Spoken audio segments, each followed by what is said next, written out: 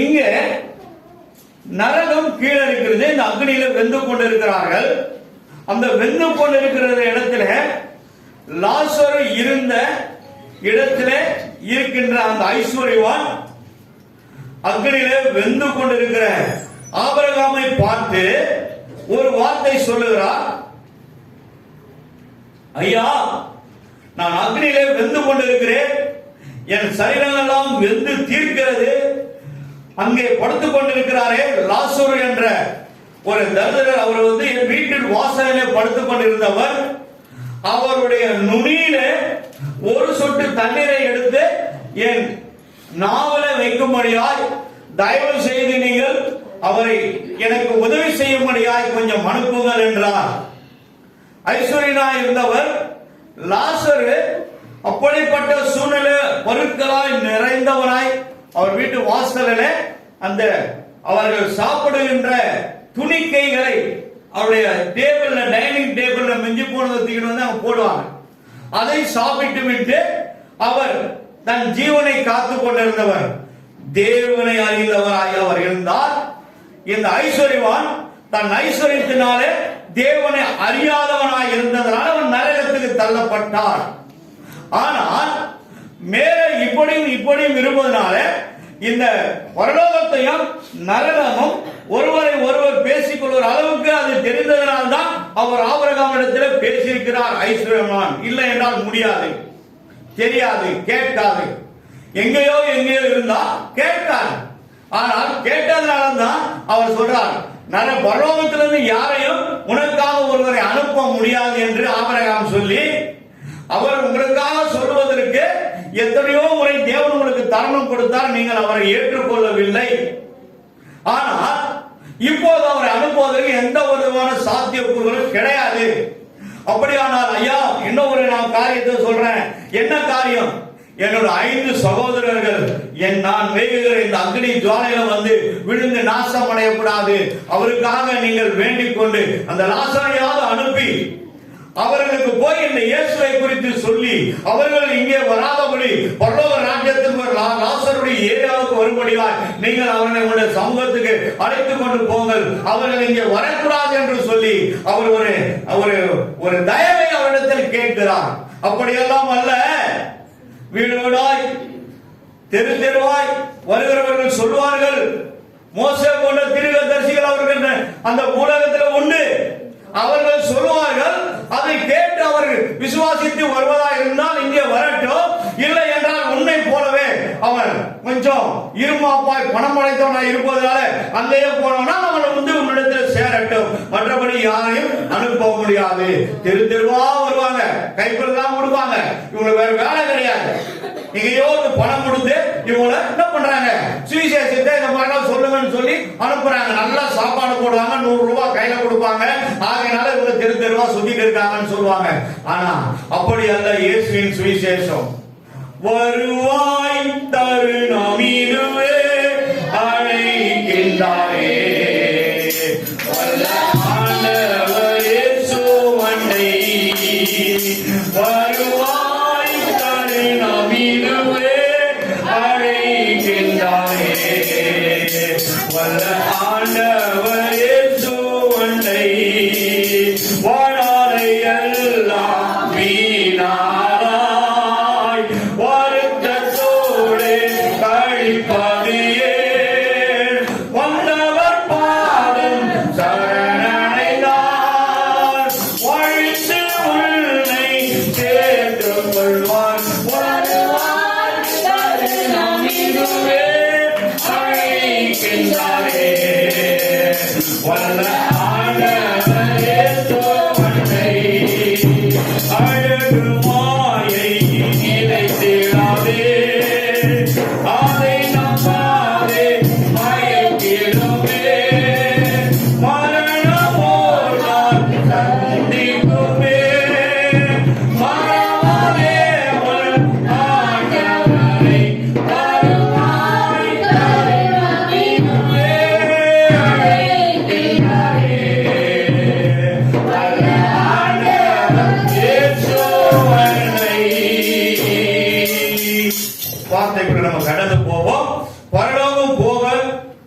முடியாதவர்கள். பரலோகம் போகிறவர்கள். ரெண்டு பிரிவா நம்ம பிரிச்சுக்கோம் பரலோகத்தை. ஒன்னு நரகத்துக்கு போறவங்க, ஒன்னு பரலோகத்துக்கு போறவங்க. உன்னுடைய வாழ்க்கை, உன்னுடைய ஆத்துமா எப்படி இருக்கிறதோ, பாவம் செய்கிற ஆத்துமா சாகவே சாகும். இதுல எந்த மாற்றமும் கிடையாது. ஆனால் உலகத்தின் தோற்றத்துக்கு நம்மை பெரிய பரிசுத்தமான போல நம்ம காட்டலாம். ஆனால் நியாயம் தீர்க்கிற நியாயாதிபதி சங்கீதம் 96:6 நினைக்கிறேன், பரிசுத்தமா இருக்கிறவங்க இன்னும் பரிசுத்தமா இருக்கட்டும், அவர் நியாயம் தீர்க்க உலகத்துக்கு வருகிறார். எப்படி வருகிறார்? நியாயம் தீர்க்க வருகிறார். நீதியோடும் நிதானத்தோடும் தந்த ஜனங்களை நியாயம் தீர்ப்பார். படிவான் வசந்த. அவர் வருகிறார். அவர் பூமியை நியாயம் தீர்க்க வருகிறார். பூலோகத்தை வாழ்கிற நம்ம வாழ்கிற இடம் நீதியோடும் ஜனங்களை சத்தியத்தோடும் நியாயம் தீர்ப்பார். நாம் தப்பித்துக் கொள்ளவே முடியாது. கர்த்தர் பரிசுத்த நாமம் மகிமைப்படுவதாக. இங்கே இந்த முடியாதவர்களை குறித்து நாம் பார்ப்போம். போக முடியாதவர்கள் முதலாவது அவர்களை பார்ப்போம். இங்க வெளிப்படுத்த நிருபம் 22வது அதிகாரம் 11வது வசனத்தையும் 12வது வசனத்தையும் இரண்டு வார்த்தைகளை கொஞ்சம் எடுத்து வாசிங்க. மத்தேயு 16வது அதிகாரம் 27வது வசனம், மூன்று வார்த்தைகளை வாசிங்க. அநியாயம் செய்கிறவன் இன்னும் அநியாயம் செய்யட்டும், அசுத்தமா இருக்கிறவன் இன்னும் அசுத்தமா இருக்கட்டும், நீதியுள்ளவன் இன்னும் நீதி செய்யட்டும், பசுத்தம் உள்ளவன் இன்னும் பசுத்தமாகட்டும். இதோ சீக்கிரமாய் வருகிறேன். இதோ நான் சீக்கிரமாய் வருகிறேன். அவனவனுடைய கிரியையின்படி அவனுடைய கிரியைகளை எப்படி வாழ்ந்தாயோ அந்த வாழ்க்கையின் கிரியைகளை என்னுடைய கரத்திலே நான் கொண்டு வருகிறேன் என்கிறார். கர்த்தர் பரிசுத்த நாமத்துக்கு மகிமை உண்டாகட்டும். மத்தேயு புத்தகம் 16:27 வாசிங்க. மனுஷகுமாரன் நம்முடைய பிதாவின் மகிமை புரிந்தவனாராய் தம்முடைய தூதர்களோடு கூட வருவார். கண்டிப்பா வருவார். அப்பொழுது அவனவன் கிரியைகள், நீ செய்த காரியங்களுக்கு என்னென்ன காரியங்கள் செய்த உடைய இருதயத்தில் தான் தெரியும், தக்கதாக அவனவனுக்கு பலன் அளிப்பார். கரங்களை தட்டி ஜோர தட்டு. அப்போ என்ன காரணம்னா, ஜல்லட போட்டு அலசி எடுத்தா கூட என்ன பண்ண முடியாது, நம்மள யாரும் ஒண்ணும் பண்ண முடியாது. மாட்டங்கள் தான். ஏன்னா பரிசுத்தமா இருக்கிறீங்க, இன்னும் நீ பரிசுத்தமாக தான் சொல்ற. இது போதாதுன்றார் ஆண்டவர் பாருங்க. அப்போ நீதி உள்ளவன் இன்னும் நீதி செய்யட்டும், அக்கறை அநியாயக்காரன் பாவம் செய்வன் இன்னும் பாவம் செய்யும். உனக்கு முடிவு ஐயோ. சீயோனிலே நிர்விசாலமா இருக்கிறவனுக்கு ஆமோஸ் 6ஆம் அதிகாரம் 1ஆம் வசனத்துல ஆரம்ப முடிவை நீங்க பாத்தீங்கன்னா உங்களுக்கு நன்றாக தெரியும். சீயோனிலே தேவன் புதிய ஏற்பாட்டின் காலத்தில் சீயோனை சபைகள் என்று சொல்லுகிறார். இங்கே இருக்கப்பட்ட புதிய ஏற்பாட்டினுடைய சபைகள் தான் சீயோன். நமக்கு அங்கே சீயோனிலே நீங்க நிர்விசாலமா இஷ்டம் போல இருந்தீங்கன்னா, இஷ்டம் போல வர்றது, இஷ்டம் போல போறது, எப்ப வேணா வர்றது, எப்ப வேணா போறது, என்னைக்கு வேணா வர்றது, எதை வேணாலும் நின்று போறது, திருப்பதி கவிஞனை குறித்து நம்ம கவலைப்படாம நம்ம போல இஷ்டம் போல ராஜா மாதிரி நம்ம வாழ்ந்து கொண்டிருந்தோமா, நமக்கு ஐயோ. நான் சொல்லவில்லை, அந்த வேதம் சொல்லுகிறது. ஆரம்பத்தையும் முடிவை நீங்கள் பார்த்து ஒன்றாக இணைப்பீர்கள் என்றால் சீயோனில நிர்விசாலமா இருக்கிறவனுக்கு ஐயோ. கர்த்தர் பரிசுத்த நாமத்துக்கு மகிமை உண்டாகட்டும். சரி, வெளிப்படுத்த நிருபம் வேதத்திலே நம்ம வாசிக்கிறோம்.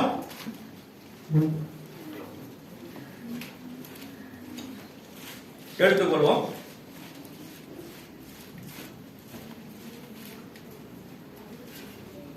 இருபத்தி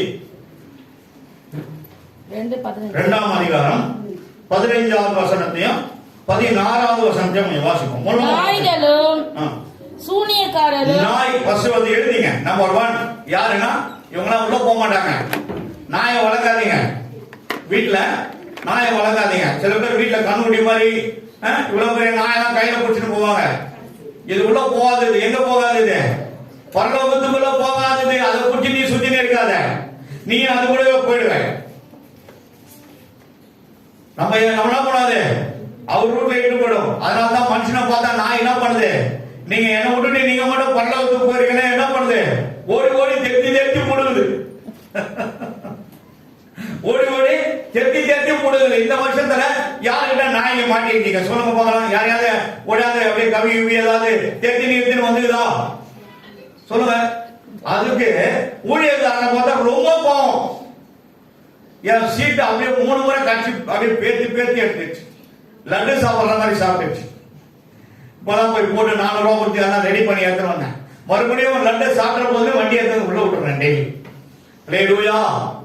பாப்பா வந்தா கூட சொன்னமா வண்டி எங்கமா விட்டேன், வண்டி எடுத்து உள்ள விட்டுருமா, வெளியே விடாமா, நாய் கடிச்சிட்டு போதுங்க. யார் வந்தாலும் சொல்லுவேன். ஒரு ஐயா நம்ம வீட்டுக்கு எதிர்க்கிறாரு, இவ்வளவு பெரிய பெட்டி செய்துட்டார். பெட்டி செய்து அது பாக்ஸ் மாதிரி வச்சு என்ன பண்றாரு, எடுத்து அப்படியே அந்த சீட்டு மேல அப்படியே போட்டு மூடிடுறாரு. கடிச்சா பிஸ்கெட் மாதிரி இந்த கடையை கடிச்சுக்கோ, பல்லு கொடுக்கணும். ஆனா எவ்வளவு சேஃப்டி போட்டாலும் அது என்ன பண்ணும், எப்படியாவது ஒரு அண்ணன் மாட்டு வர ஒரு நாளைக்கு பாத்திரம் பதான்னு சொல்லி சீட்டை கடிச்சு எடுத்துரும். எப்படியா அந்த வீட்டுல ஒரு 3 பேருக்கு சீட்டை போயிடுச்சு. இந்த வீட்டுல இங்க எந்த போயிடுச்சு. கத்திரப்ப சுத்தநாம மைமண்டாகட்டும். நாய்களும் சூனியக்காரரும் இருங்க. நாயினாவே ஏவல் ஆகிய அந்த நாய்க்குள்ள வச்சு அனுப்பிச்சு என்ன பண்ணுவாங்க, யாரையாவது குறைந்தது அதை கட்சி கொதை தரட்டு போயிடும். அந்த ஆவி அதுக்குள்ள இருந்து போராடுற வரைக்கும் கடிக்கும். கடிச்சிட்டு தூரமா ஓடிடும். அதுக்கப்புறம் பார்த்தா அந்த நாய் எங்க இருக்குன்னு தெரியாது, பார்க்க முடியாது. இதே மாதிரி திருப்பூரூர்ல ஒரு சபைக்கு போய் நாங்க ஊழியம் செய்ய போனோம். அன்றைக்கு காலையில நைட்டு போனோம். அங்க இருந்து ஊழியெல்லாம் செய்து அன்னைக்கு காலையில ஞாயிற்றுக்கிழமை ஆராதனை நடத்திட்டு நாங்க வந்துட்டோம். அப்ப அந்த ஐயா பாஸ்டர் ஐயா ஆண்டவர் 1 மணிக்கு அவர் எழுப்புவார். ஒரு பெட்ஷீட்டை எடுத்துட்டு சைக்கிளை வச்சுன்னு பைபிள பேக்ல போட்டு பேக்ல மாட்டிட்டு வனாந்தரமான ஒரு இடத்துக்கு 5 கிலோமீட்டர் இட்டு போவார். போயிட்டு அந்த இடத்துல இங்கதான் வாங்குவான், வட்டாந்தரமான ஒரு இடத்துல அப்படியே அந்த பெட்ஷீட்டை போட்டு நேர் முழங்கால நின்று பரலோகத்தில் ஆண்டவர் சொல்லுவாரா, போகும்போது பைபிள் எடுத்துக்கோ, ஒரு நோட்டு புத்தகம் எடுத்துக்கோ, பேனா எடுத்துக்கோ. ஆண்டவர் கரெக்டா 1 மணி நேரம் அவரை துதிக்க ஆரம்பிச்ச பிறகு கர்த்தர் அவரோடு பேசுவாரு. அவர் பேசின பிறகு அந்த வசனத்தெல்லாம் அவர் எழுதுவார். எழுத படிக்க தெரியாத, ஆனா அவர் கையை பிடிச்சி யாரும் எழுதுற மாதிரி இருக்கும். அந்த ஐயா பேர் வந்து நத்தானியல். எழுதுவார். எல்லாத்தையும் எழுதி கட்டி முடிச்சுட்டு பையில போட்டு ரெடி பண்ணிட்டு ஒரு 4 மணிக்கு திரும்பி வந்துடுவார். ஆனா அதே தேவன் ஐயா அங்க போன பிறகு வீட்டுல இருக்க அம்மா நேர் முழங்கால ஜெபம் பண்ணிப்பாங்க. அந்த பகுதியில் இருக்கிற எல்லா ஜனங்களுடைய கட்டுகளையும் வச்சிடறாங்க. எல்லா கட்டும் உடஞ்சு போகுது. அங்க இருக்கிற மந்திரக்காரன போனாரு, இவ்வளவு பெரிய ஒரு வலு சருமம், அதுக்குள்ள அந்த ஆவியை ஏற்றி அந்த அம்மா படுத்துட்டு இருக்கும் போது அவனுடைய தொடையில உள்ள துணியில உள்ள புகுந்து இந்த இடத்துல கரெக்டா வந்து தொடையில அந்த சர்வனை பஞ்சு அப்படியே புடிங்கிட்டு அந்த சதையை கொஞ்சம் எடுத்து நான் அவங்ககிட்ட போய் கொடுத்துருச்சு. அது அவன் யாகத்துல வெடிச்சு அந்த அம்மாவை காலி பண்ண பார்த்தாங்க. ஆண்டவர் சொன்னாரு, இந்த வேத புஸ்தகம் கையில வச்சுக்குப்பா, உன் கையில ஒரு சின்ன கொம்பை தொடர்பு வச்சு எடுத்து அதை எண்ணெய் ஜபான் அதில் உள்ள பூசிட்டு அந்த தொடை மேலே வச்சு இரவெல்லாம் ஜெபி. ஆனால் சாகலை, அவங்க உயிரோடு இருக்காங்க. நிலவாங்க வச்ச உடனே செத்துருவாங்களா? பட்டுனாச்சு, நுரத்தரும், கை காலம் முறுக்கிக்கணும் போயிடும், வாயெல்லாம் போனைக்கும், கையாலாம் அப்படியே முறுக்கிக்கும். ஜெபித்து ஜெபித்து ஜெபித்து 1 மணி நேரம் ஜபம் பண்ண உடனே அந்த அந்த துணியை எடுத்து இப்படி போட்டு பிடிச்சி ஒரு பெல்ட் போட்டு கட்டிட்டாரு. துணியில பாயில வச்சு தலைக்காண்ட வச்சுட்டாரு. தொடங்கி படுத்துட்டு இருக்காங்க அந்த அம்மா.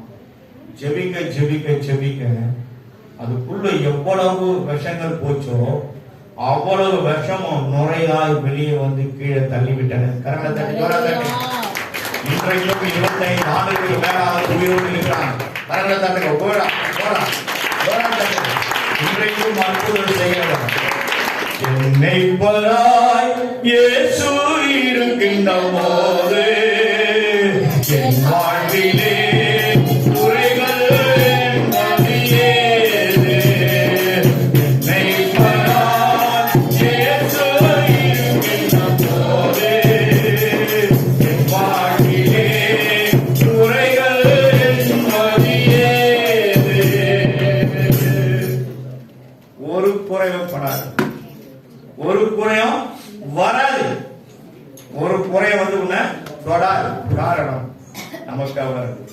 சங்கமாய் இருக்கிறார். கர்த்தருடைய பரிசுத்த நாமத்துக்கு மகிமை உண்டாகட்டும். இந்த நாய், இந்த சூனியக்கான இவங்க என்ன பண்ண அடுத்தது நான் படிக்கிறேன். விபச்சாரக்காரரும் கொலைபாதகரும் விக்கிரக ஆராதனைக்காரரும் பொய்யை விரும்பி அதன்படி செய்கிற யாவரும் புறம்பே இருப்பார்கள். அப்புறம் உள்ள போக மாட்டாங்கன்னு அர்த்தம். புறம்பே இருப்பார்கள். இங்க கொலைபாதகர் ஓட ஓட ஆரம்ப துடிக்க துடிக்க வெட்டாங்க பாத்தீங்களா? இவங்களுக்கெல்லாம் டைரக்டா டிக்கெட் எங்க? நரகத்தான். விக்கிரக ஆராதனைக்காரர். நான் இங்க பக்கத்துல சிட்டி யூனியன் பேங்க்ல போனேன். அங்கதான் நம்ம சர்ச்சை கொண்டு போயிருந்தோம்னா அங்க இருக்கிற அந்த பூஜை இவ்வளவு பணம் எடுத்து வந்தார். எல்லாம் பழசம் கழிச்சுமா வந்து சொன்னாரு, நான் இதை வாங்கி இந்த ஏடிஎம்ல மிஷின் போனா என் வேலை நான் கட்டணும், நான் எல்லாருக்கும் பேமெண்ட் பண்ணணுங்க, அதனால நீங்க போய் டைரக்டா ஏடிஎம்லயே நீங்க போட்டுருங்கன்ட்டாங்க. போன ஏடிஎம் மிஷினு குறைஞ்சி ஒரு 25 நோட்டுக்கு மேல எடுக்க மாட்டேன். ஏன் சொல்லுங்க, ஏன் எடுக்க மாட்டேன்? மிஷின் உள்ள வாங்கிக்க மாட்டேன். ஏன்? நம்ம கல்லர் நோட்டு அவருக்கு வாய் கிடையாது, அதனால அவரு காட்டி கொடுக்க மாட்டாரு. ஆனா இங்க இருக்கிற தேவனுக்கு என்ன இருக்கு? ஜீவன் இருக்குது. அதனால உன் கை அதை போடும்போதே உனக்கு நடுக்கம் உண்டாகும், ஒரு பயம் உண்டாகும். அப்போ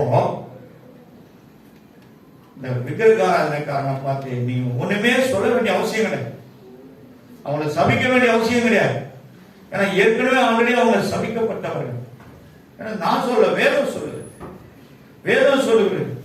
அப்போ விக்கிரக ஆராதனை காரணம் பொய்ய கொஞ்சம் பார்ப்போம். பாவம் செய்யற ஆத்மா பொய் பேசினாலும் பாவம் தானே? பொய் பேசினாலும் பாவம் தான். பொய்ய குறைஞ்ச போச்சா மாட்டேன், எவ்வளவு மட்டமானாலும் பேசாது. பொய் பேசுற நாவுகளை கர்த்தர் அறுப்பார். எடுத்து வாசிமா சங்கீதங்களின் புஸ்தகம் 12:3 வாசிமா. இச்சகம் பேசுகிற எல்லா உதடுகளையும் பெருமைகளை பேசுகிற நாவையும் கர்த்தர் அறுத்து போடுவார். பெருமை என்னும் மழையில் வீழாதே, அது வறுமையை கொண்டு வந்திடும். பெருமை என்னும் மழையில் வீழாதே, உன்னை வறுமையில் கொண்டு வந்திடும்.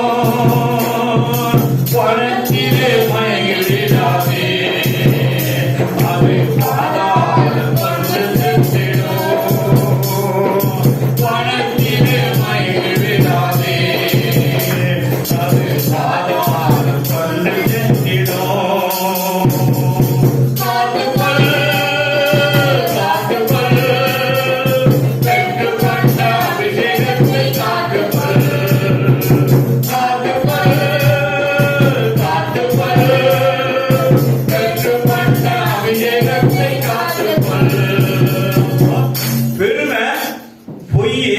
பொய்யை விரும்பி செய்கிறவர்கள் எங்க போவாங்க?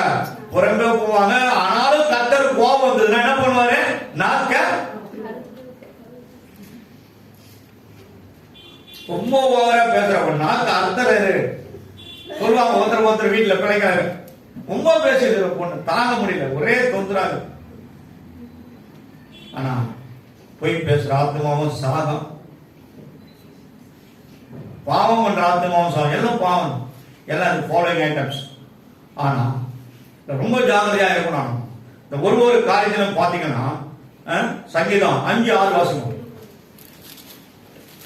சங்கீதம் 31:17 வாசிக்கும். பொய் பேசுகிறவர்களை அழிப்பீர், இரத்த பிரியனையும் சூதுள்ள மனுஷனையும் கர்த்தர் அருவருக்கிறார். பொய் பேசுறதுல கர்த்தர் அழிச்சு போடுவார். சின்ன காரியத்துக்கெல்லாம் பண்றது பொய் சொல்றது. இன்னொன்னு, சாதாரணமான 2 பேர் பேசிட்டு இருக்கும்போது திடீர்னு அவங்களுக்குள்ள ஒரு விதமான ஒரு கோபம் வரும். டப்புனு கொஞ்சம் பார்த்துவாங்க.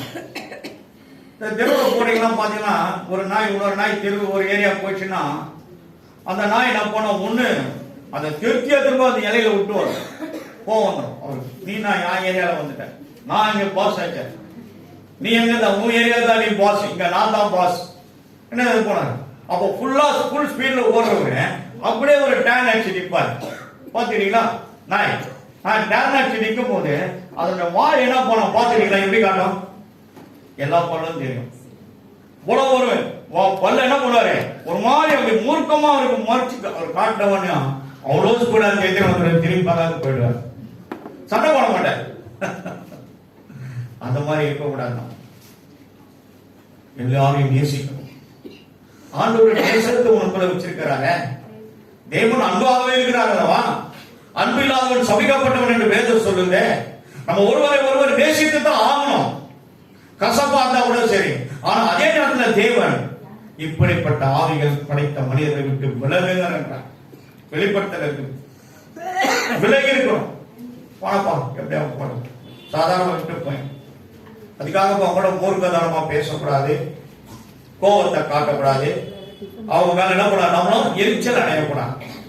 எரிச்சல் மிஸ்டர்லாம் விட்டு போயினே இருக்கணும். கர்த்தருடைய பரிசுத்த நாமத்திற்கு மகிமை உண்டாகட்டும். சங்கீதம் 5:6 வாசிமா, படிச்சாச்சுமா. 31:12 வாசிமா. நீதிமானுக்கு விரோதமாய் பெருமையோடும் இகழ்ச்சியோடும் கடினமாக பேசுகிற பொய் உதடுகள் கட்டப்பட்டு போவதாக. இங்க அறுப்பான்றாரு, இங்க கட்டிடுவாங்க. கட்டினாலும் டேஞ்சர் தான். கட்ட முடியாது. எப்படி கட்ட முடியும்? கட்டினா கட்டினமோ படிக்கணும் வந்துடும். அப்ப எப்படி கட்டுவாங்க? என்ன சொல்லுங்க, நாக்கை இழுத்து நாக்குல ஒரு ஆணி அடிச்சு கையை போட்டு இழுத்து தான் கட்ட முடியும் இல்லையா? இப்ப அதுக்கு தேவையானவங்க நாக்குல ஆணி அடிச்சு எப்படி இருக்கும்? பேசுமா? வராது, பேச்சு வராது. அப்புறம் நீ பேச முடியுமா? பொய் சொல்ல முடியுமா? வீட்டுல போய் படிச்சு பாருங்க. 2 ராஜாக்களின் புஸ்தகம் 5ஆம் அதிகாரம். அதுல கேயாசின்னு ஒரு சகோதரர் இருக்கார், எலிசாவுடைய உடன் முனைக்கார். 3 இடத்துல பொய் சொல்றாரு. அவர் பொய் சொல்றதுனால அந்த தீர்க்கதரிசி என்ன சொல்வாரு, நீ இதெல்லாம் செய்யும் போதெல்லாம் அவ்வளவு பொய் சொல்லி இப்படி எல்லாம் பண்ற நேரத்தான் உன் மனம் என்னுடைய மனம் உன்னோடு வரலையா? என்னோட எனக்கு அசிஸ்டண்டா இருக்கிற என் மேல இருக்கிற அபிஷேகம் உனக்கு என்னன்னு தெரியுமே? அப்பதான் கேட்கிற, என் மேல இருக்கிற ஆவி உன்னோடு வரலையா? என்னுடைய மனம் உன்னோடு வரலையா? என்னுடைய ஸ்பிரிட் உன்னோடு வரலையா? கேட்டு என்ன சொல்றாரு கடைசியில, அப்ப கூட நான் என்னதான் இருந்தா நான் எங்கேயும் போறேன்னு போய் சொல்றோம். அப்பதான் சொல்வாரு, அந்த நாகமானுடைய குஷ்டம் படிக்காத ஆகையால் நாகமானின் குஷ்டரோகம் உன்னையும் சந்ததியாரையும் என்றைக்கு பிடிக்கும் என்றான். அவ்வளவுதான். அவன் சந்ததியாரனா யாருங்க? அவனுடைய வகரா ஃபுல்லா, அவன் ரத்த கருப்புகள் ஃபுல்லா, அவனோட மனைவி பிள்ளைங்க, அவனுடைய எத்தனை பிள்ளைங்க, அந்த பிள்ளைங்களோட கணவர், அவனுடைய பேர பேத்திக எல்லாம் அவனுடைய சந்ததினா அவனுடைய வகரா ஃபுல்லா அந்த குஷ்டரோகம் பிடிச்சு. இது ஒரு பெரிய சாபமாய் போச்சு. பொய் பேசுறதுனால வந்த சாபம். பேசக்கூடாது. கர்த்தருடைய பரிசுத்த நாமத்திற்கு மகிமை உண்டாகட்டும். லேவியராகம புஸ்தகம் 19ஆம் அதிகாரம் 11-12 வாசிங்க.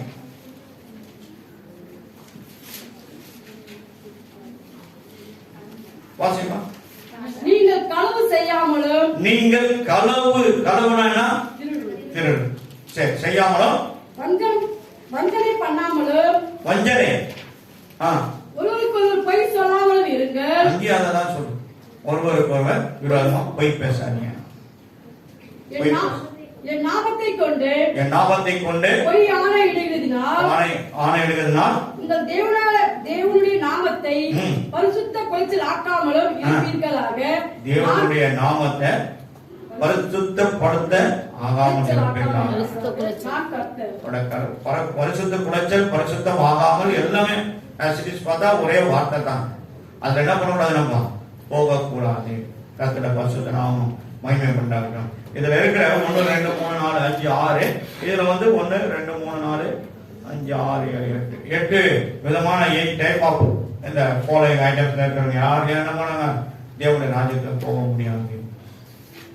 இதுக்கு அப்ப இப்படிப்பட்டவங்களோட நம்ம ஐக்கியம் இருக்கோமா, அந்த ஆவி என்ன பண்ண நம்மளையும் என்ன பண்ணலாம் ஃப்ரெண்ட்ஷிப் ஆக்கிக்கிறேன். அது என்ன பண்ண நம்மள அவங்க வழிக்கு இழுக்கும், அவங்க வழிக்கு இழுக்கும். போகக்கூடாது, ஜாக்கிரதையா இருக்கும், ஜாக்கிரதையா இருக்கும். ஏன்னா நீ யாரு? தேவாவி படைத்த மனிதர்கள், தேவாவினால நிரப்பப்பட்டவங்க, தேவனால தெரிந்து கொள்ளப்பட்டவங்க, தேவனால அபிஷேகம் பண்ணப்பட்டவங்க, பாவத்துக்கு மறித்து நீதிக்கு பிழைக்க முடியாத பிதா குமார பரிசுத்த ஆவினால நீரில முழுகி எழுந்தவன் ஆண்டவரோட சுத்தமாக்கி தன்னுடைய ஜீவ புஸ்தகத்தில் பெயரை எழுதியிருக்கிறார். உனக்கு அவனுக்கு பங்கு இல்லை. கொரிந்தியர் புஸ்தகத்துல ஒரு காரியத்தை நான் காட்டுறேன். 2 கொரிந்தியர் புஸ்தகம் 6வது அதிகாரம்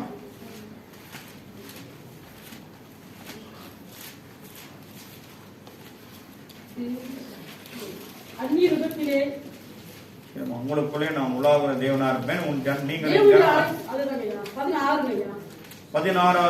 அதிகாரம் 6வது அதிகாரம் 16வது வருஷமா இல்ல 15 வருஷமா 15 கிறிஸ்துவுக்கும் லேவியருக்கும் பேலியாளுக்கும் அவிசுவாசிகளுக்கும் விசுவாசிகளுக்கும் பங்கு எது கிடையாது. நீங்க வேற, அவங்க வேற. தேவனுடைய ஆலயத்துக்கும் விக்கிரகங்களுக்கும் சம்பந்தம் ஏது? விக்கிரகங்களுக்கும் சம்பந்தம் ஏது? நான் அவர்களுக்குள்ளே வாசம் பண்ணி அவர்களுக்குள்ளே உலாவி அவர்கள் தேவனாய் இருப்பேன், அவர்கள் என் ஜனங்களாய் இருப்பார்கள் என்று தேவன் சொன்னபடி நீங்கள் ஜீவனுள்ள தேவனுடைய ஆலயமாக இருக்கிறீர்கள். அடுத்தது, ஆனபடியால்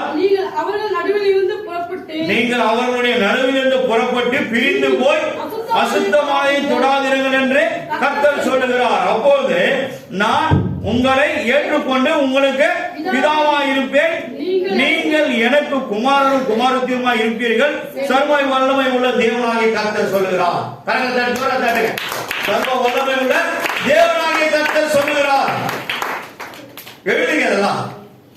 கர்த்தர பரிசுத்த நாமத்திற்கு மகிமை உண்டாகட்டும். அப்போ தேவர்களுக்குள்ளே உலாவி, இப்ப நம்ம சில கோயில்கள் போனீங்கன்னா நிறைய விக்கிரகங்கள் வச்சிருப்பாங்க, ஏகப்பட்ட விக்கிரகங்கள் வரும். என்ன பண்ணுவாங்க, கையில பைபிள் கூட இருக்காது, ஆனா எல்லாத்தையும் தொட்டு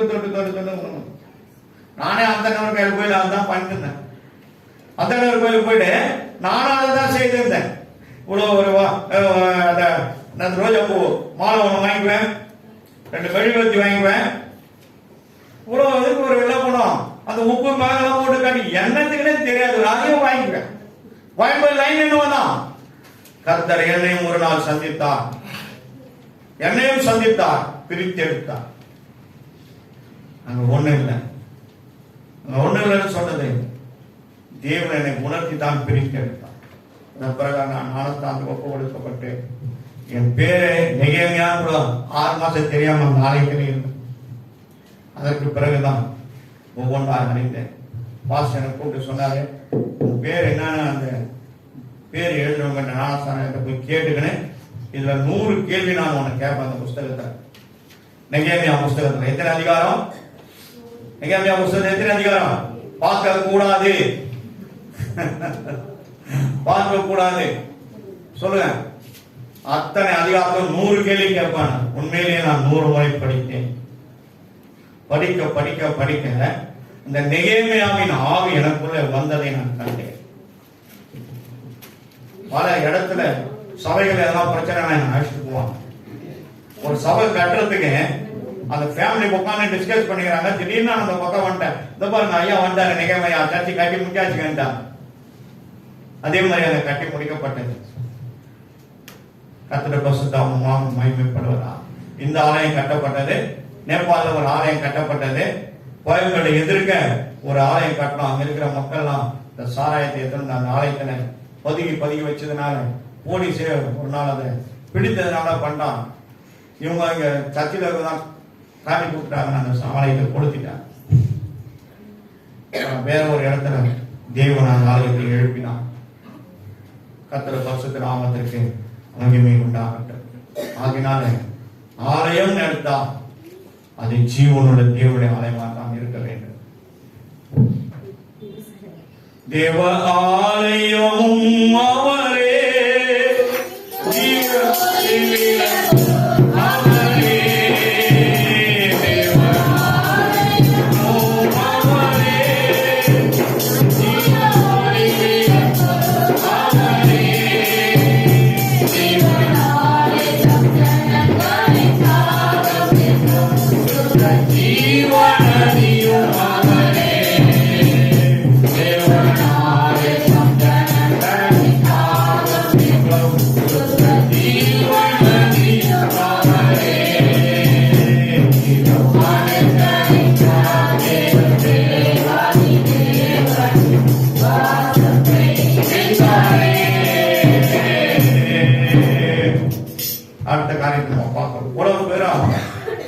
ராஜ்யத்துக்குள்ள பரலோக ராஜ்யத்துக்குள்ள போக முடியாது. போகாத மனிதர்களோட ஐக்கியம் வைக்காதீங்க. அது உங்களை என்ன பண்ணும், கொஞ்சம் கொஞ்சமா சுரண்டி சுரண்டி எடுத்து உன்னை தன் பக்கம் இழுத்து கொண்டு சென்று விடும். அதுக்காக உன்னை பேச வேணாம், போகக்கூடாது, வரக்கூடாது நான் சொல்லல. நீங்களும் உங்களுடைய வேதமும் உங்களுக்கு சரியாய் வழி காட்டும். கர்த்தருடைய புஸ்தகம் உண்டாகட்டும். சரி, இப்போ பரலோகத்துக்கு போறவங்க யாரு? எடுத்து வாசிப்போம். வெளிப்படுத்தல் நிருபம் 21ஆம் அதிகாரம் 27வது வசனம். எல்லாமே தொடுங்க, இதை ஓபன் பண்ணுங்க உங்க பைபிள. எல்லாரும் தொடரும். தீட்டுள்ளதும் எல்லாரும் எடுமா, பைபிள் எடுமா, தொடர்ந்து பாருங்க. 354வது பக்கத்துல 22வது அதிகாரத்துக்கு மேல இருக்கிற வசனம் 27 21வது வசனம். தீட்டுள்ளதும் அருவருப்பையும் பொய்யையும் நடப்புகிறதுமான ஒன்றும் அதில் பிரவேசிப்பதில்லை. பொய்க்கு வந்து உட்காந்து பொய்யே இங்க கூட வந்து உட்காந்து ரொம்ப ஜாக்கிரதையா இருக்கணும். அப்புறம் அதுக்கப்புறம் ஆட்டுக்குட்டியானவரின் ஜீவ புஸ்தகத்தில்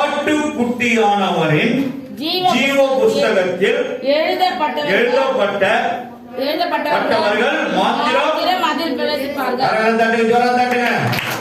ஞானஸ்தானம் எடுத்தவர்கள், தேவனுடைய ஐக்கியத்தில் பங்குள்ளவர்கள், தேவனுடைய ஆவிக்குரிய சபையில ஐக்கியம் உள்ளவர்கள், பிதா குமாரன் நாமத்திலே பாவத்துக்கு மறித்து நீதிக்கு பிழைக்கும்படியால் நம்ம தேவனோடு அடக்கம் பண்ணப்பட்டு எழுப்பப்பட்டவர்கள், ரத்தத்தால கழுவப்பட்டவர்கள். ஆகினால் தான் நம்ம ஜீவ புஸ்தகத்தில் நம்ம பெயர் எழுதப்பட்டு இருக்கிறது. எவ்வளவு பேருடைய பெயர்கள் எழுதப்பட்டிருக்காங்க பார்க்கலாம். யாராவது நீங்க எழுதப்படாமல் இருந்தால் 14 வயது சென்றவர்கள் யாரா இருந்தாலும் சரி, நீங்கள் உங்க வீட்டில் போய் சொல்லி இதை ஒழுங்குபடுத்திக் கொள்ளுங்கள். இல்லை என்றால் யாருமே யாரையும் காப்பாற்ற முடியாது. காப்பாற்றுகிற யாரு? மேல இருக்கிறவன். பாக்கியராஜ் கிட்ட நான் அதிகமா பேசியிருக்கேன் அதை குறிச்சு. அதே போல ஜபராஜா கிட்ட அதிகமா பேசியிருக்கேன். நல்லா சொன்னோம். அப்ப அவங்கதான் முடிவு எடுக்கணும், தாய் தகப்பன். அதுக்கப்புறம் 2 பேரும் ஒரு நாள் ஆலயத்தை வந்து இருந்து பார்த்துட்டு என்ன போனாங்க.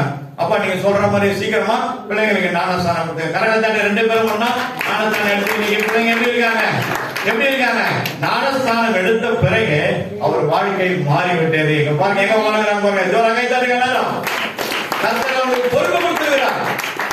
சபையில ஒரு பொறுப்பாளிகளா இருக்கிறாங்க. இன்னைக்கு அவங்க தான் ஃபர்ஸ்ட் வந்தவங்க பிள்ளைங்க. கர்த்தர் பரிசுத்த நாமம் மகிமைப்படுவதாக. அப்போ பார்க்க போகணும், இங்க என்ன பாருங்க, ஜீவ புஸ்தகத்தில் ஆட்டுக்குட்டியார் ரத்தத்தினால கழுவப்பட்டவங்க. இதே ஆட்டுக்குட்டியார் ரத்தத்தினால கழுவப்பட்டவங்க இன்னொரு காரியம் ஒண்ணு இருக்குது. நான் சொல்லணுமா? வெளிப்படுத்தல் 12ஆம் அதிகாரம் 11வது வசனம் கொஞ்சம் எடுத்து வாசிங்க. The book of Revelation 12 and 11. பாருங்க, இங்க கூட மரண நேரம் வந்து ஒரு நிக்குது பாங்க. சரிப்பா படிங்க. மரணம் நேரிடுகிறதாக இருந்தாலும் அதற்கு மரணம் வந்து பாருங்க, எங்க போய் நம்மள மரணம் அட்டாக் பண்றான் பாருங்க. இப்பதான் நம்ம அதை பார்த்து முடிச்சோம். இங்க ஒருத்த மாட்டான், அதுக்கு இல்லையா விட மாட்டான், சுத்தி சுத்தி நம்மள பிடிக்க பாக்குறான். முடியாது. ஏன்னா ஜீவ புஸ்தகத்தில் எழுதப்பட்டவங்க அவ்வளவு சீக்கிரம் அவன் என்ன பண்ண முடியும், நம்மள தொட முடியாது. சரி படி.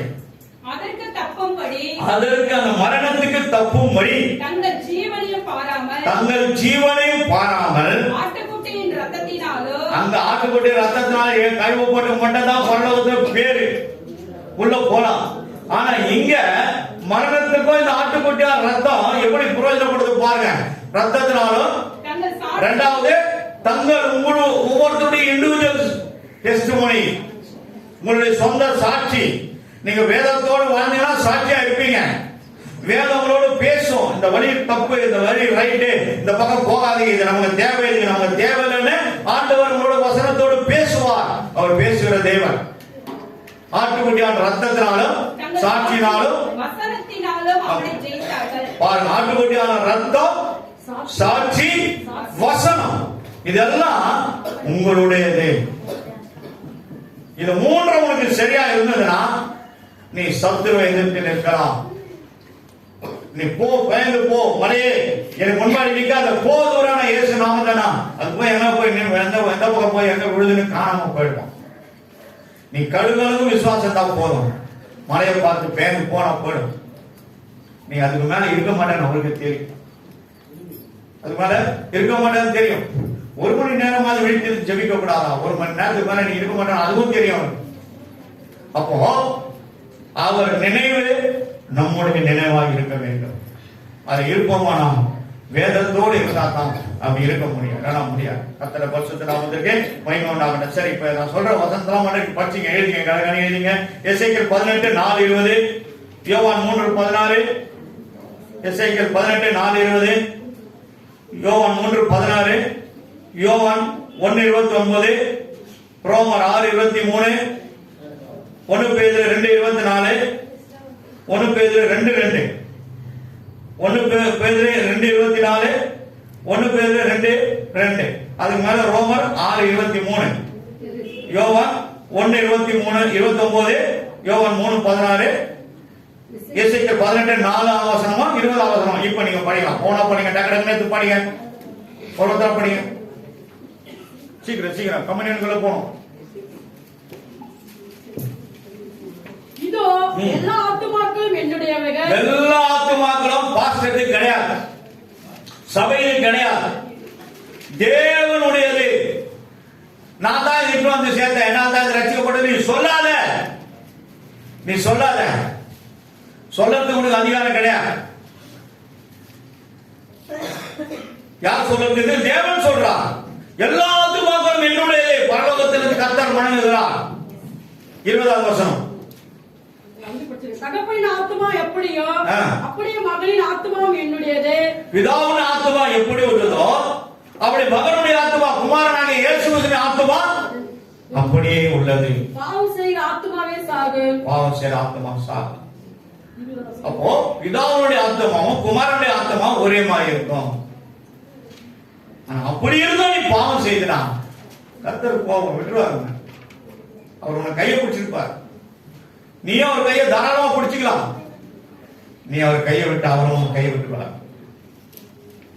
விடாது. வசனம் தான் அவருடைய ஒவ்வொரு ஹேண்ட். கையினால் எழுதப்பட்டவைகள் 10 கட்டளைகள். அதுதான் இங்க நமக்கு கொடுக்கப்பட்ட 10 கட்டளைகள் தான் இவ்வளவு பெரிய புஸ்தகமா நமக்கு வந்திருக்கு. கர்த்தருடைய பரிசுத்த நாமம் மகிமைப்படுவதா. தேவனுடைய கட்டளைகள் அவருடைய நீதியிலே நியாயப்பிரமாணம் நிற்போம் என்றால் கண்டிப்பா எல்லாத்தையும் நம்ம ஸ்டாண்ட் பண்ணி நிற்போம். கால் வீங்கி போகாது. எவ்வளவு 40 மைல் நடந்தாங்க, காலெல்லாம் வீங்கி போச்சா? செருப்பு தேஞ்சு போச்சா? குழந்தையோட காலில் இருக்க செருப்பு அது வளர்ந்து கொண்டே போயது. அவங்க போட்டிருந்த டிரெஸ் வளர்ந்து கொண்டே போயிருந்தது. செங்கடல் மோசே அந்த கோலை அப்படி பிடிக்கிறாரு, 2 வளர்ந்து செங்கடல் வளர்ந்து போது எல்லாம் போறாங்க. பார்வன் ராஜா இன்னும் பயப்படுறான். அவனை இருதயம் நடுங்குது. உள்ள போனா நம்ம என்ன ஆயிடுமா? நடுங்கு.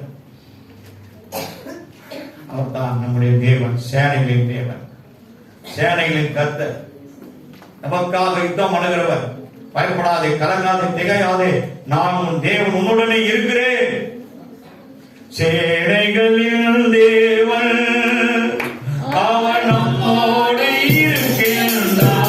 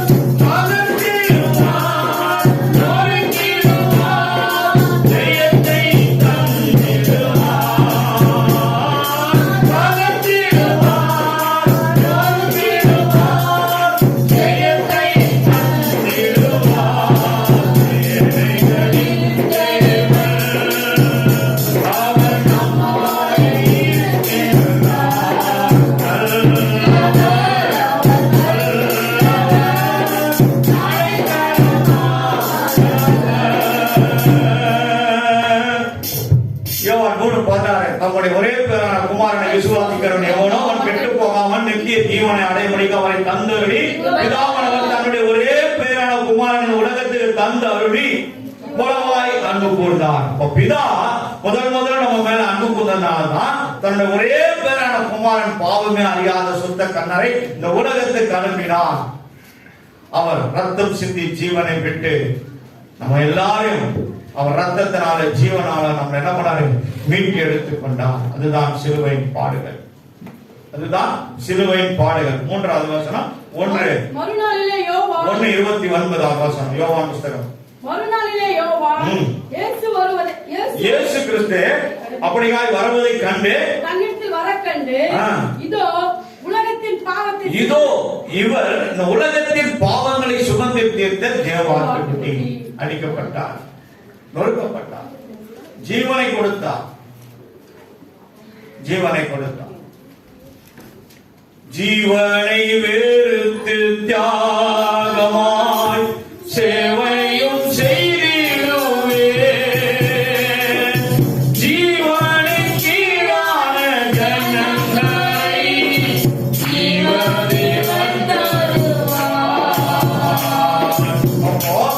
ஊழியர் செய்யறனா ஜீவனுக்கு திராணிக்கு மேல நம்ம அவருக்காக செய்யணும். தன் ஜீவனை கொடுத்திருக்காரு, தன்னை உன்னை எங்களை மீட்டு எடுத்திருக்கிறாரே, பாவத்தை தன்மேல் சுமந்தாரே, இந்த உலகத்தின் பாவங்களை சுமந்து தீர்க்கிற தேவாட்டுக்குட்டி இதோ வருகிறார் என்று யோவான் ஸ்நானகன் இயேசு கிறிஸ்துவை முதல் தரிசனத்தில் அவர் வெளிப்படுத்தி பேசினார். தீர்க்க தரிசனமான வார்த்தையை சொன்னார். என் பிதா உனக்கு இதை வெளிப்படுத்தவில்லை என்றால் நீர் இதை பேச மாட்டீர் என்றார். பேதுரு சொன்னார், என்னை யார் என்று நினைக்கிறேன், நீங்கள் தேவகுமாரன் என்று நான் காண்கிறேன் என்றார். என் பிதா உனக்கு வெளிப்படுத்தினா நீ யாருக்கு சொல்லாத, உனக்கு வெளிப்படுத்தி இருக்க மாட்டார்னு சொல்றார். கர்த்தருடைய பரிசுத்த நாமம் மகிமைப்படுவதாக. ரோமர் 6:23 வாசிக்கணும். பாவத்தின் சம்பளம் மரணம், பாவத்தின் சம்பளம் மரணம், தேவனுடைய கிருபை வரமோ, தேவனுடைய கிருபை வரமோ, நம்முடைய கர்த்தராகிய இயேசு கிறிஸ்துவினால் உண்டான நித்திய ஜீவன். நித்திய ஜீவன் மரணம் ரெண்டு இருக்குதாங்க. ரெண்டு இருக்குது. ஒண்ணு மரணம் இருக்குது, ஒண்ணு நித்திய ஜீவன் இருக்குது. நித்திய ஜீவன் வேணும்னா அவரை பிடிச்சுக்கோ, அவர் வசனத்தை பிடிச்சுக்கோ, அவர் ஆலயத்தை பிடிச்சுக்கோ, அவர் கொடுக்கப்பட்ட சிலுவையை பிடிச்சுக்கோ. எதையும் பார்க்காத, நீ நேரம் நடந்து போ. கர்த்தர் உன்னை கரம் பிடித்து நடத்துவார். அவர் உன்னை கரம் பிடித்து நடத்துவார், உன்னை மேன்மையாக்குவார், உன்னை ஆசீர்வதிப்பார். உன் சரீரம் எல்லாம் காண்டாமிருகத்தின் பலனை பெற்றிடுவார். ஜெய கம்பீரத்தை கர்த்தர் உனக்குள்ள வைப்பார். அவருடைய வார்த்தைகளையும் அவரையும் நீ சந்தேகப்படாத. விசுவாசி தேவனுடைய மகிமையை காண்பார். 1 பேதுரு 2:24 வாசிக்கும். நாம் பாவத்திற்கு செத்து நீதிக்கு பிழைத்திருக்கும்படி அவர் தாமே தமது சரீரத்திலே நம்முடைய பாவங்களை சிலுவையின் மேல் சுமந்தார். நம்முடைய பாவங்களை அவர் சிலுவையிலே சுமந்து தீர்த்தார். அவருடைய தழும்புகளால் குணமானீர்கள். நாம் குணமானோம். எப்படியாப்பட்ட வியாதியால் குணமான அவர் தழும்பு, அவருடைய அடிப்பட்ட அந்த தழும்புல இருந்து வருகிற ஒவ்வொரு சொட்டு ரத்தம் உனக்காக எனக்காக தான். பக்தர் இப்படியாக பாக்கலாம். பாவத்தின் ஆகோரத்தை பார், பாதகரின் முடிவினை பார். பாவத்தின் ஆகோரத்தை பார், பாதகரின் முடிவினை பார். பரிகாசத்தில்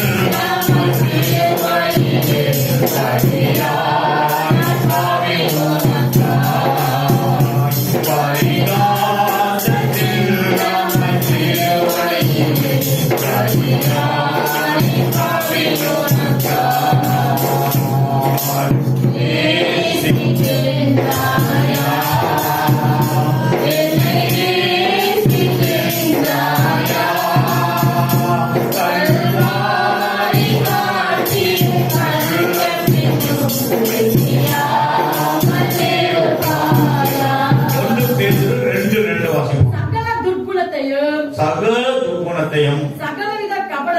சகலவிதமான கபடத்தையும் வஞ்சகங்களையும் பொறாமைகளையும் சகலவிதமான புறம் கூறுதலையும் ஒழித்துவிட்டு நீங்கள் சுத்தமுள்ளவராய் மாற வேண்டும் என்று தெய்வம் விரும்புகிறார். பரிசுத்தம் உள்ளவன் இன்னும் பரிசுத்தமாகட்டும். பரிசுத்தமாக இருப்பவர்கள் தெய்வனை தரிசிப்பார்கள் என்று வேதம் சொல்லுங்கள். பரிசுத்த அலங்காரத்துடன் அவரை தொழுது கொள்ளுங்கள். பாவம் இல்லாமல் நாம் நீதி உள்ளவர்களாக இருக்க வேண்டும் என்று என் பிதாவும் அனுப்பின குமாரனும் நம்மிடத்தில் வேதத்தின் மூலமாக உங்களிடத்தில் கேட்கிறார். நீங்களும் அவரும் தான். உலக நேரமாய் மேலே முடியாமல் நான் நின்று தேவன் கொடுத்த பலத்தில் என்று உங்களோடு பேசிக் கொண்டிருக்கிறேன். இன்றைக்கு நீங்கள் மனம் திரும்பவாயினால் அந்த ஆட்டுக்குட்டியான ரத்தம் உனக்காக அது ஆயத்தமாக இருக்கிறது. அவருடைய சரீரம் ஆயத்தமாக இருக்கிறது. நீங்கள் மனசாட்சிக்கு விரோதமாக அதில் இறங்காதீங்க. இந்த மாசம் இல்லைன்னா கூட அடுத்த மாசம் நம்ம பங்கு கொள்ளலாம். தேவன் உங்களுடைய எல்லா நடவடிக்கைகளும் நீங்கள் எனக்கு பரிசுத்தமாக இருக்கணும்னு நான் விரும்புகிறேன். நீங்கள் பரிசுத்தமாக இருப்பது பிதாவின் சுத்தமாக இருக்கிறது. ஆண்டவரே, பிள்ளைகளை போய் காத்திர ஒப்பு கொடுக்கிறோம். நீங்க இல்லை, நான் கேட்க வல்லவராக இருக்கிறேன். கொடுக்க மட்டும்தான் எனக்கு அதிகாரம் இல்லை. இவ்வளவு எழுதுப்போன்னு சொல்லி எனக்கு அதிகாரம் இல்லை. நீங்க இவங்களோட பேசியிருக்கீங்க. அவர்களே அவர்களுக்கு நியாயாதிபதியாக இருந்து அவரோட நீங்க பேசும் ஒரு வார்த்தை அவர்களோடு இடைபெறட்டும்.